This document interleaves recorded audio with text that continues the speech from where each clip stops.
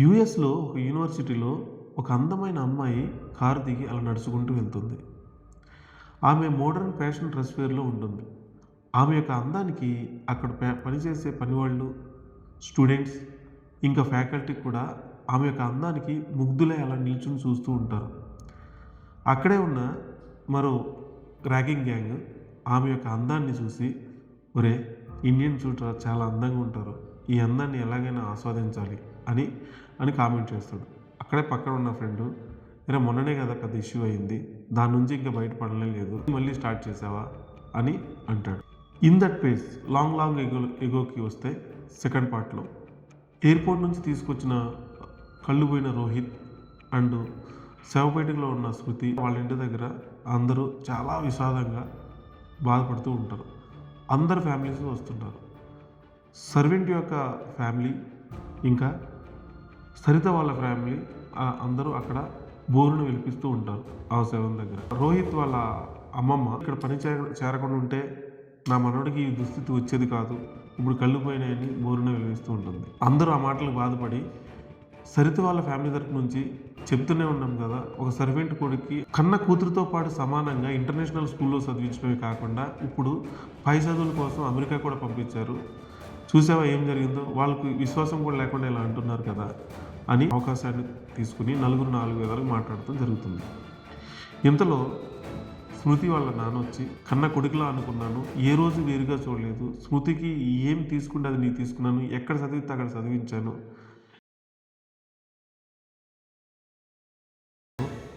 స్మృతి యొక్క ప్రాణాలు కోల్పోయింది, నా కళ్ళు కోల్పోయాయి, నేను చేసిన తప్పుకి శృతి అన్యాయంగా బలైంది పెద్దయ్య, నన్ను క్షమించండి అని బోర్లు వినిపిస్తుంటాడు.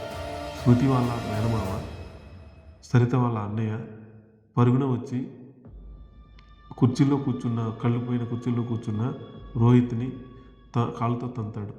గట్టిగా తనటంలో రోహిత్ కింద పడిపోతాడు.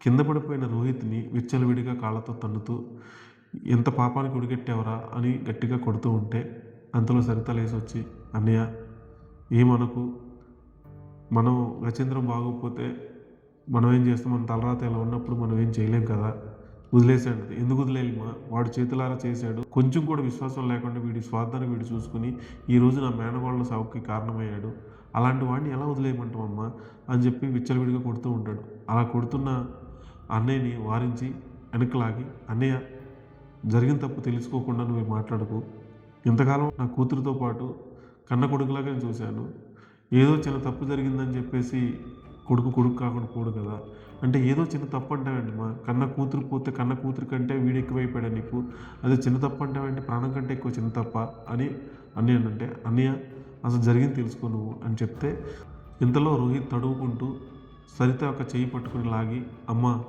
ఏం చెప్పకమ్మా, నేను చెప్పాను కదా అది ఫైనల్ చెయ్యి, నేను ఎంత నరకమైన భరిస్తానమ్మా, నన్ను కొట్టనీమా, చంపినా నేను భరిస్తాను, కానీ నువ్వైతే ఏం చెప్పకమా అంటాడు. ఏంట్రా ఏం జరిగింది చెప్పు అని అడుగుతుంటే అప్పుడు సరిత, అన్నయ్య రోహిత్ చెప్పింది అబద్ధం, రోహిత్ చెప్పింది సగం నిజమున్నా శానిటరీ ఒక అబ్బాయిని లవ్ చేసింది స్మృతి, ఎంత వద్దని వారించాం, నేను వారించాను, రోహిత్ కూడా వారించాడు.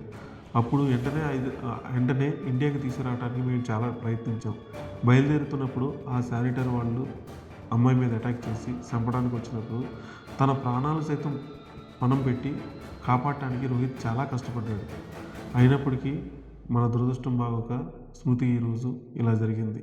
బట్ రోహిత్ది ఏం తప్పులేదన్నయ్య, రోహిత్ నేను ఇప్పుడు చిన్నప్పటి నుంచి అనుకుంటున్నాను నా కూతురిని సేఫ్ గార్డ్గా ఉంటానని, ఆ సేఫ్ గార్డ్గానే ఉంటాడని ఉన్నాడు కూడా, తన మాటను కూడా నిలబెట్టుకోవడానికి చాలా ప్రయత్నించాడు. బట్ అవకాశాన్ని మన చేయి దాటిపోయిందన్నయ్య, రోహిత్ ఏం తప్పు లేదు అని చెప్తూ ఉంటుంది.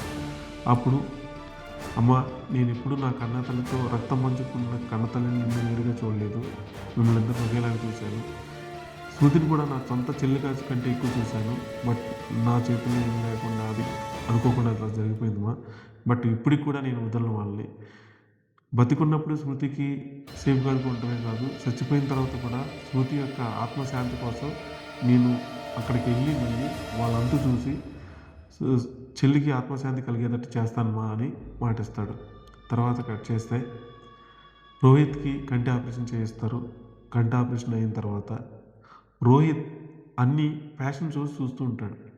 ఫ్యాషన్ షోస్ చూస్తూ ఫ్యాషన్ డ్రెస్ వేర్ ఎలా వేసుకుంటారు, ఫ్యాషన్లో ఎలా నడుస్తారు, ఒక అమ్మాయిలాగా ప్రవర్తించడం స్టార్ట్ చేస్తుంటాడు. రోహిత్ వాళ్ళ చెల్లి వాళ్ళ అమ్మమ్మ వాళ్ళ ఇంట్లో పెరుగుతూ ఉంటుంది. రోహిత్ ఇంకా రోహిత కూడా దగ్గర పోలికలు ఉంటాయి. రోహితకి యుఎస్లో వీళ్ళు చదివిన కాలేజీలో అక్కడ యూనివర్సిటీలో సీట్ తీసుకుని రోహితని అక్కడ పంపిస్తాడు. రోహిత వెళ్ళిన తర్వాత డుంకీ పద్ధతిలో 9 నెలలు అతి కష్టపడి కొన్ని దేశాల బోర్డర్లు దాటుకుంటూ అమెరికాను చేరుకుంటాడు అన్అఫిషియల్గా. ఇప్పుడు అర్థమైంది కదా, కాలేజీలో ఫస్ట్లో మనం చెప్పుకున్న ఒక అందమైన అమ్మాయి అలా నడుచుకుంటూ వెళ్తుంటే అందరూ ముగ్ధులై చూశారు అని చెప్పి ఆ అందమైన అమ్మాయిల రోహిత్ వెళ్ళి వాళ్ళకి ట్రాప్ చేయడానికి తిరుగుతుంటాడు. అయితే ఇప్పుడు రోహిత్ డుంకీ పద్ధతిలో అమెరికాకి 9 నెలలు కష్టపడి ఎన్నో కష్టాలు పడి ఎలా చేరాడు, అమెరికా వెళ్ళిన తర్వాత వాళ్ళతో పగ ఎలా తీర్చుకున్నాడు అనేది నెక్స్ట్ ఎపిసోడ్లో చూద్దాం. అంతవరకు నాగరిజి ఛానల్ చూస్తూ ఉండండి. దయచేసి మా ఛానల్ని సబ్స్క్రైబ్ చేయండి, లైక్ చేయండి. ఈ స్టోరీ నచ్చితే మీ ఫ్రెండ్స్కి షేర్ చేయండి.